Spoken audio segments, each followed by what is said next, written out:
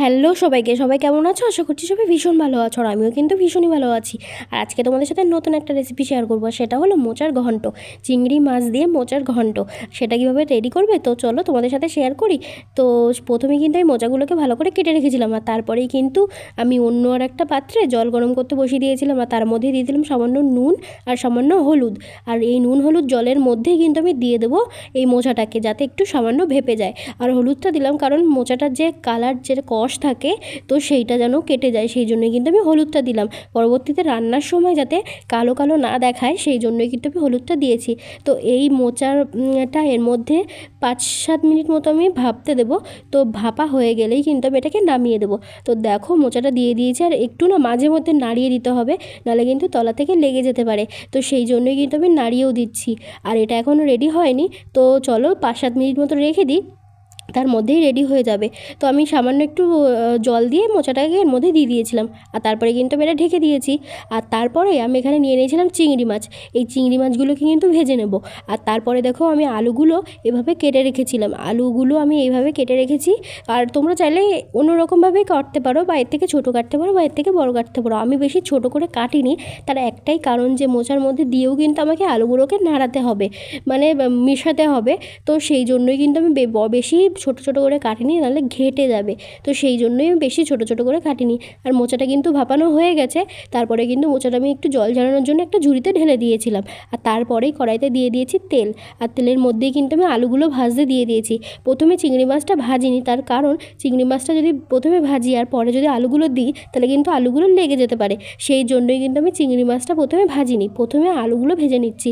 আলুগুলো তো ভাজতে আমরা সবাই জানি নুন হলুদ দিয়ে ভেজে নিতে হবে। ফার্স্টেই নুন দিয়ে দিয়েছি, তারপরে কিন্তু ভেজে নেব। আর তারপরেই কিন্তু একটু ঢেকে দিলাম যাতে সেদ্ধ হয়ে যায়। আমি কিন্তু আলুটাকে পুরোপুরি সেদ্ধ করে নিয়েছিলাম।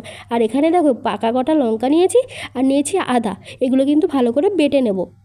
পাকা লঙ্কা আর আদাটাকে ভালো করে বেটে নিচ্ছি। আদা আর পাকা লঙ্কাটাকে ভালো করে বেটে নেওয়ার পরে এর মধ্যে কিন্তু আমি দিয়ে দেবো সামান্য গোটা জিরে। গোটা জিরেটা একটু পরেই দিলাম, আর এর মধ্যে দিয়ে কিন্তু আমি ভালো করে বেটে নেব।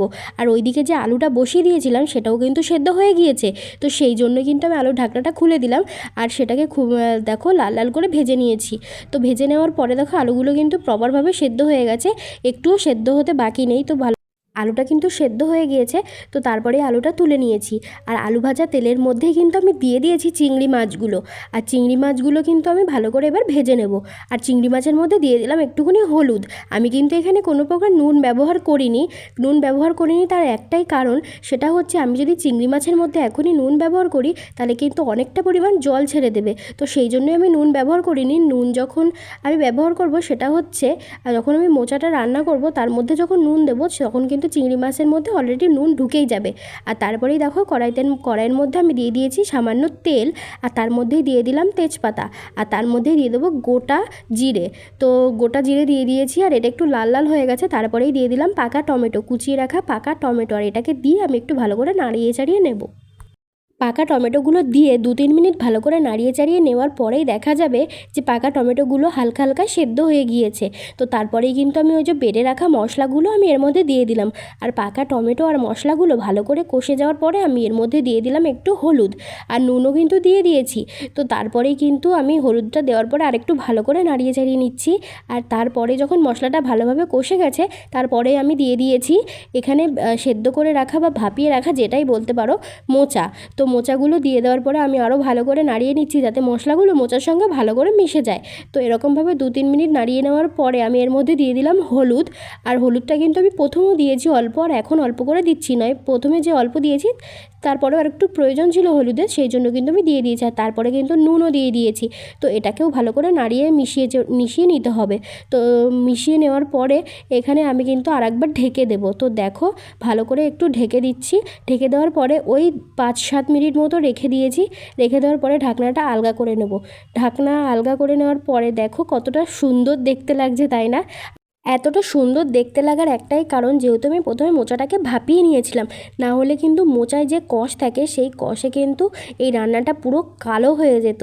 যেহেতু ভাপিয়ে নিয়েছি সেহেতু কষটা বেরিয়ে গেছে, আর হলুদ দিয়েই কিন্তু ভাপিয়ে নেবে, তাহলে কিন্তু কষটা একদমই থাকবে না।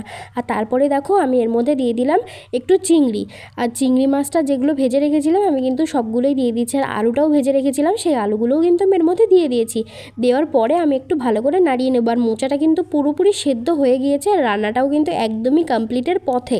তো একদম ইজিভাবে আমি তোমাদেরকে মোচার ঘন্টটা তোমাদেরকে শেয়ার করে দিলাম তোমাদের সাথে। তো দেখো কত সুন্দর লাগছে। আর এর মধ্যে কিন্তু তোমরা একটু কাঁচা ছোলা বা কাঁচা বাদাম মানে আগে থেকে ভিজিয়ে রেখেও দিতে পারো, তাহলে কিন্তু আরও সুন্দর লাগবে। তো দেখো মোচার রান্নাটা কিন্তু পুরোপুরি রেডি হয়ে গেছে। এখন যেটা প্রয়োজন সেটা হচ্ছে নুনটা একটু দেখে নিতে হবে যে নুনটা ঠিকঠাক আছে কি না। তো নুনটা দেখে নেওয়ার পরেও আর একটু ভালো করে নাড়িয়ে চাড়িয়ে নেবে, নেওয়ার পরে কিন্তু এটা একদম রেডি। হ্যাঁ, তো এটা কিন্তু মোচাটা আমার সবসময় চিংড়ি মাছ দিয়েই ভালো লাগে। তো আজকের রান্নাটা কেমন লাগলো তোমরা কিন্তু অবশ্যই জানাবে। আর একদম শর্টকাট প্রসেসে কীভাবে তোমাদের সাথে রেসিপিটা শেয়ার করলাম তোমরা তো দেখতেই পেলে। তো তাড়াতাড়ি চ্যানেলটাকে সাবস্ক্রাইব করে দাও।